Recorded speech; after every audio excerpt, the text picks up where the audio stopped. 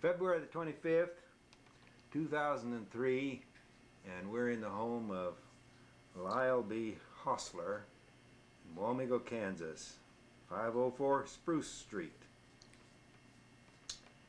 Lyle was born October the 12th, 1925, so he's 77 years old today. And I am Dean Schoengert, the interviewer, the coordinator of this project in our county. Lyle, tell us what life was, what you were doing just before you went into the service. Well, I graduated from high school in 1943, and I was working for Trivet in a grocery store. And then after while I was in high school, and then as I got out of high school, graduated, and my brother and my uncle, who were both, one of them in North Korea, and one of them was in North Africa, and my uncle was in New Guinea, and they both said, "Don't wait to be drafted, join the Merchant Marine." So I went to Kansas City and joined the Merchant Marine, and in that fall, I got called December the 23rd. Trained to California and Catalina Islands, 15 weeks training for cook school. Cook school. And Have you ever been on a ship before? No. And then, so I shipped out. I went to San Francisco to ship out. On the first ship was Yorba Linda, which means a beautiful swan. It was under a Panamanian register. And it was a pretty old ship. So we went to Hawaiian Islands hauling aviation fuel. And we had a deck cargo of fighter planes, P-37s, I believe they were. One with a double fuselage with a swept tail. And then we come back and went coastwise up to Portland, Seattle. Made a couple trips before we went back to Hawaiian Islands again. Then we come home, and I decided I'd take a little vacation. I come home for 2 weeks. I went back, and at times I got another ship. We was towing a concrete barge, and we went at Hawaiian Islands and unloaded them. And we went on to Anahuac in the Marshall Islands. What was the concrete barge? It was, I don't know what it was full of, but we towed it. It was some for the Navy. And went to Anahuac and unloaded. They're in different Navy ships. And then we come back, and next trip we had, I don't know, we had 3 different ones there. That time we went to Canada with some load of fuel. Vancouver, British Columbia. You were cooking? Yes. How many We had Marines were you cooking for? Well, there was usually 40 crew, and there's 30 armed guard. And now when we had them planes, we had an extra 20 pilots. So 90, anywhere from 70 to 90 men, 3 meals a day. And there were 2 cooks. Chief cook and they call it second cook and baker. He did all the bacon and prepared all the vegetables, which I was to start out with. 2 cooks and a baker? Or? No, one cook is a baker. Mm-hmm. You were baking? Yes, at that time. What did you bake mainly? Everything, cake, pies, 16 pies a day. Kept you busy. Kept you 16 loaves of bread every day. I think so. And that's what it took to feed them. They had good appetites. Let's see.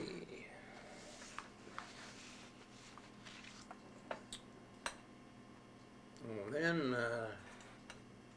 I was on PE going from San Pedro to Los Angeles for go to movies, and behold, the guy gets on, and I thought that guy looks familiar.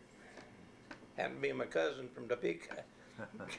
You know, so he said, "Why don't we, next time we go home, let's go to New Orleans instead of coming back out here." So we did, and there I got on a ship, another tanker.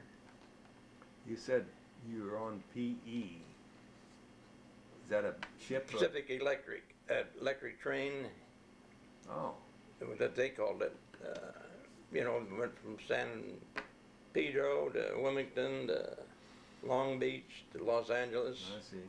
And very cheap.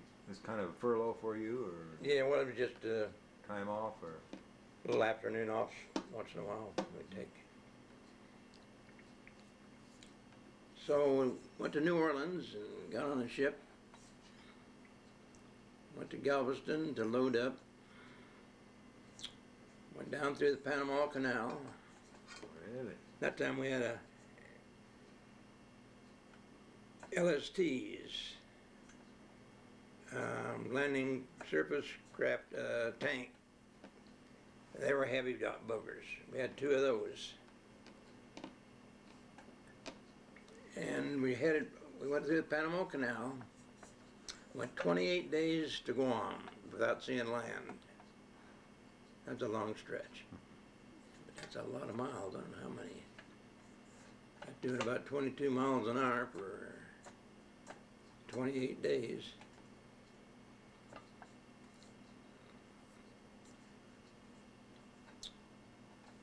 And we get there and we unloaded some fuel. Then went to Saipan, Tinian. We was unloading in Navy ships all this time. Well, they didn't have anything there that boomed big enough to unload these LSTs, and we couldn't with our our boom wasn't big enough to unload them. So we had to go to maybe a place in Palu, I think it was, where they had a big battle wagon that had big enough booms to unload your LSTs. Now, LSTs? Be a landing surface tank. Oh, that they would carry the tanks that you for invasion. Mm-hmm.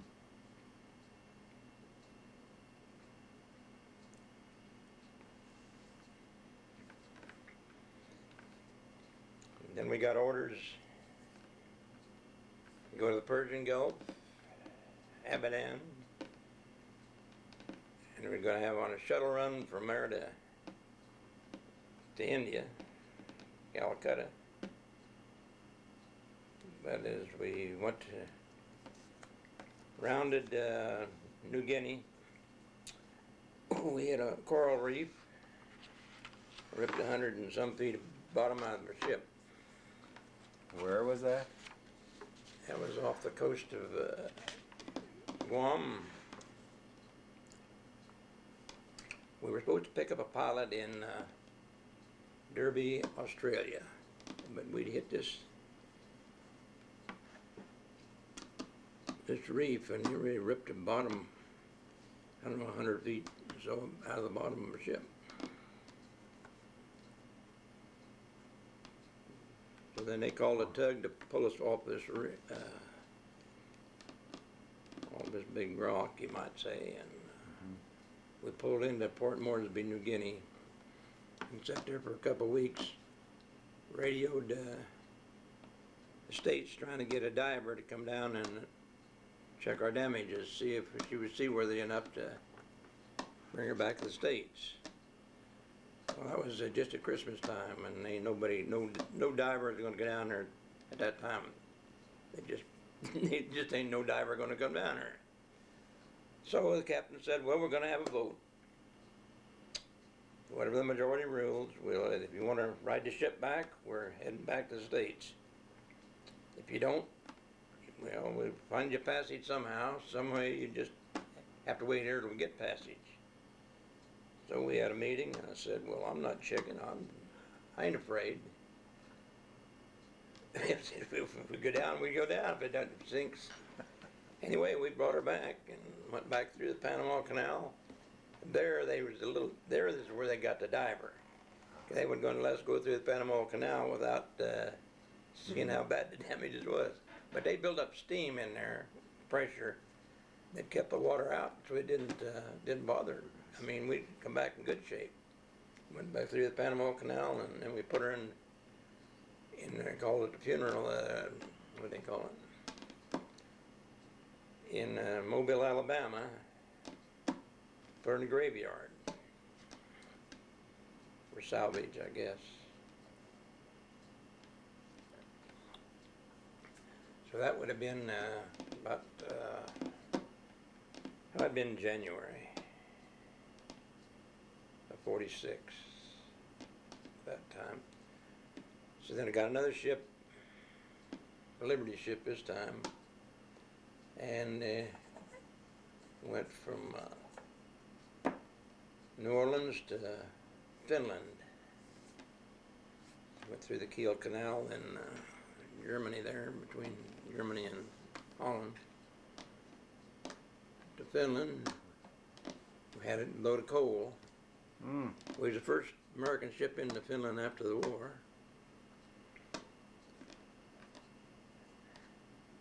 And as most of the Finnish men had been killed by Russia, against Russia, the women did all the unloading at the coal with shovels. No pulling. Each hole had, there was 5 holes, and they had these canvas tarps that the women would shovel coal onto the tarp, and then there were the men would operate the cranes.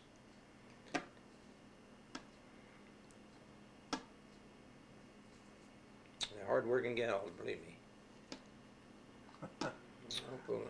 It's hard to believe. Had 16 women in each hole, shoveling coal. So then they were loading it on these little trains. You know how them little, like Korea was? Narrow you gauge. seen their trains? Narrow gauge trains. Just a little bitty narrow gauge. Yeah. So I think, I don't know, we was there 2-3 weeks.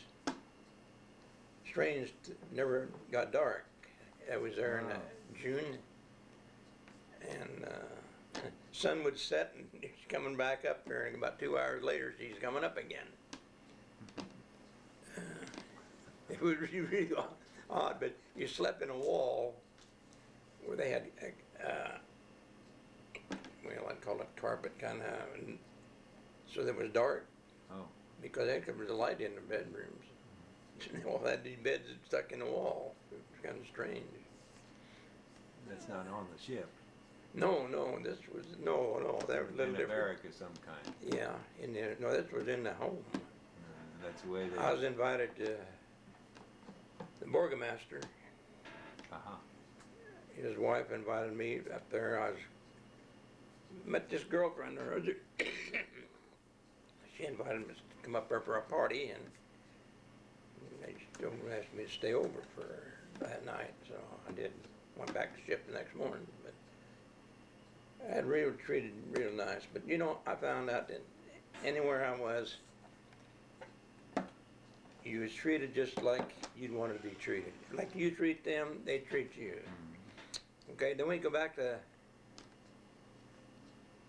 Charleston, South Carolina. I loaded another load of coal. This time we went to Italy. I call it Brindisi, they call it Brindisi. That's around on the hill of Italy.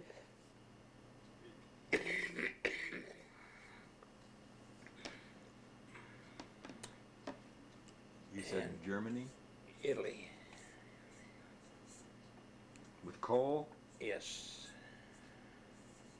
Of course, there they had men to unload. I mean, and but when we was there too, there's one gal washed all our sheets on the whole ship by hand, and her hand, her arms was just bleeding on washboard. No fooling. Gee, that'll talk about hard. No washing machine, no nothing. Okay, then we come back and there was union went on strike. So I got off the ship, come home and thought, heck with it. This was That would be last October 1946. Went back to Wamega and went to work in lumberyard. And I worked till October 1950, and I got drafted in the Army. And again, I went to California to take my training, camp cook. And we shipped to Seattle, and from there we shipped to Yokohama, Japan. And we was there like 3 days, and boarded the ship again, went to Busan, Korea.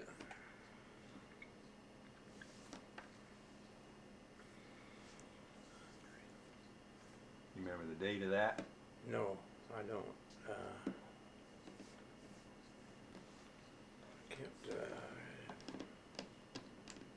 Where was the war front at that time? About Seoul. Uh-huh. Cause we took this narrow gauge, like cattle, little. They had wooden racks in the train, the narrow gauge deal. You just slept on this. Of course, you throw your sleeping bag, and we slept on these boards. I don't remember. It took a couple of days to go to Seoul. Eating sea rations on the way, and then they put you in the companies there. Oh. Different. I just happened to end up in the 3rd Division. Georgia Company. 160th Regiment, I think, if I remember right. I think I remember right.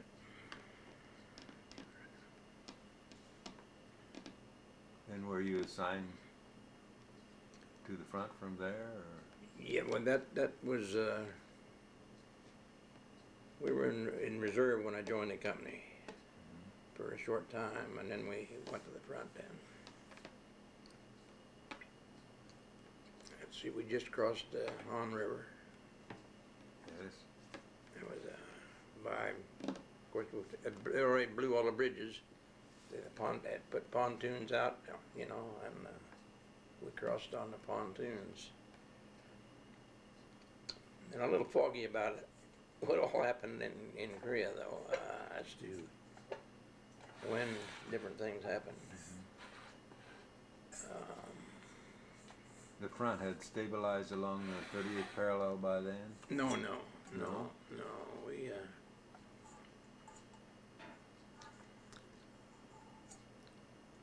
well, they had just went. Of course, we was going too fast, like armored division, you know. Of course, normally troops pull back. In the European theater, they pull the troops back as they're. Well, there we get up our ways, and beside there's more behind us than there was in front of us. They was dug in, and they just stayed there in the caves. Then they had to back off again and come back again.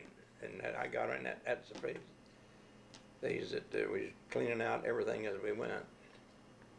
And we had one really rough one there. A couple on Hill 477, 477, and 6, where we had 10 truckloads of men, 25 to a truckload. That was 300 men. 50 of them was rocks, South Koreans. And when we left there, we had 75 men, either dead or wounded. The rest of them, not all killed, but always they said there was like supposed to have been 2 squads, maybe most of a platoon there. There was a whole regiment dug in that mountain, which we run into a lot of opposition. But that was the worst one that I was in.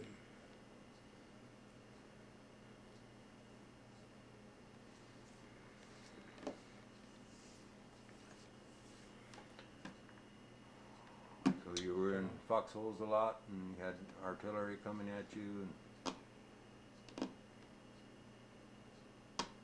And then, I don't know, we were supposed to have spent the winter, said we're in this one fixed position. So we built bunkers, good ones. I mean, I built my squad. We took railroad track was down below us. We brought railroad ties up, made a roof. We had a big tree cut down and then put these railroad ties going up both ways. Put rocks on top of that. Put dirt on top and grass on top of that. Built a fireplace in there. We was ready for the winter. We was there a week, as usual, and moved out. I mean, it was crazy, you know. I don't know how many times we did that. Yeah, we're gonna be there all the rest of the winter. Maybe 2 weeks at most. That's about it. Thank goodness for me. what was the closest call you had, or? That one artillery round was my closest. It was probably 20 feet away, 25 feet maybe. Bit in this trench. What did that feel like? Like a truckload of sand, rock, and dirt fell on me. But luckily I didn't get hurt. Guess nobody did on that. You just happened to land right at the right place. And then I got to rotate home. 10 months. 10 months in Korea. Mm-hmm. You were like infantry during this time? Yeah. With a squad of? I was 57 when I started out as a gunner. 57 recoilless rifle. 5 men to a squad of those. And then I was section sergeant when I got through. You had 3 squads under you. What was this recoilless rifle like? Well, it was kind of machine gun, or is it? Weighed 54 pounds. Shot around about that big around and about that long, with a shell casing and all. And you had 3 different kinds. You had high explosive, you had phosphorus, and you had anti-tank. So you had 3 different kind of rounds. I could shoot that 1,200 yards and hit a gnat, no kidding. They were real accurate if you get your distances. But there's a rock over here on the hill that was 1,200 yards away. Bam, and I hit him dead center, and she was turned black. It was real accurate. Is this? Shot off your shoulder. The worst thing was carrying it up in mountains. But no, it's a real good gun. You had to carry your ammunition too? Mm-hmm. They had 3 ammo bearers, plus they each carried 6 rounds. And your squad leader carried 3 rounds. And took 2 men to operate it. One guy loads it, and then one guy was the gunner. But, and mountainous. You couldn't get another artillery piece up there, you know, but it worked real good. Were you fighting North Koreans or Yeah, Chinese? mainly North Koreans and Chinese, both. Did they have a similar type gun? No. A lot of machine guns, you know, or snipers. On this one hill, we were getting men hit. That was at 477. They'd go around the hill. So this AR man said, "Hey, Hoss, get up here, let me show you something." He said, "Keep watching there. See it? Go down that finger. You know how them mountains, they had more or less fingers, we call them. Mm-hmm. And down here we was coming around here one at a time, and bing, bing, they was getting hit. But I could see the fire where so I crawled up and he said, I'm gonna, with his AR, he said, I'll let out a burst of fire and you crawl up there and whack that baby. So even to keep him down, I screwed up there and bowie, and I blowed the hell out of things. But I got, one time, somebody else had shot and hit a rock and broke my daggone glasses on one thing, so that's as close as I come really. Got my glasses busted with a rock ricochet. But we got that guy knocked out of there anyway, whatever. So that we didn't have any more injuries from casualties there. Was this like a sniper? Yeah. Mm-hmm. I guess that's about the end. What did you feel about the war when you came home there in Korea? Well, and was it a hopeless effort or? no, not really. You know, we got clear up there to the Yalu River one time, and Chinese come over in the thousands. I mean, just a wave, and you couldn't shoot them fast enough. They just keep crawling over each other. And I don't know, I guess they had more people than they could feed anyway, so. Did you experience a lot of night attacks? Oh, it's yeah. Blow them bugles, and you know, it got a creepy feeling. But when we was in defensive positions, we put that barbed wire, and then put Constantine wire, if you know what that is. That round wire. That if you stick a Bangalore torpedo under it, it just blows up and it comes right back down. Or a strip wire would bust. But this stuff, it just goes up and it comes right back down, and you can't crawl through it. But it was real good we had that in front of you. And usually we had built places where, come up a ravine here, come up this hill. So you put a machine gun up, setting up here, and where they had come up is, they couldn't get through the wires, they'd keep coming, and you just rattle the hell up. Oh, when you got out? The war is nasty, any care, you know. There ain't no winner. I think everybody loses, really do. No. When you were discharged, then what have you done after your military service? Oh, worked in a lumber yard, come back for personnel until I was 60, I guess. 38 years there. You know, other than being out for a couple of years on the Army, but Now you've been taking it easy. retired now. I'm working at the golf course. It's getting to be work there. Right. Well, thank you very much, Lyle, for You're welcome. sharing your experience with us, and we appreciate it. And we Hope I wasn't too boring. I was trying. It's kind of hard to remember 60 years ago, you know.